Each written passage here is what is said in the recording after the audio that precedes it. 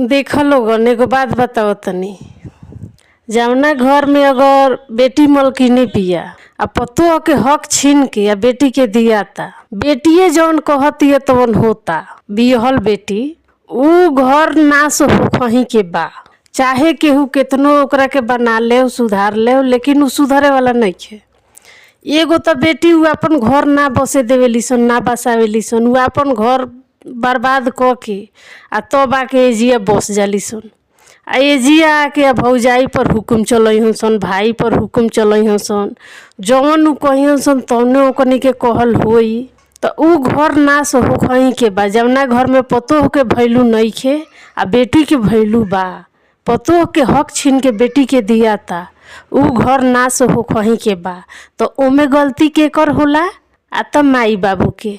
जौन माई बाबू बानू ओकर गलती होला। काहे कि जे माइए बाबू मूड़ी पर चढ़ौले बा, तो एगो तो ऊ ससुरा में बस ना पौली सन, कुछ रहन ना सिखा पौलख लो माई बाबू। यही गुने आया के एहू जगह के बर्बाद करत तारी स।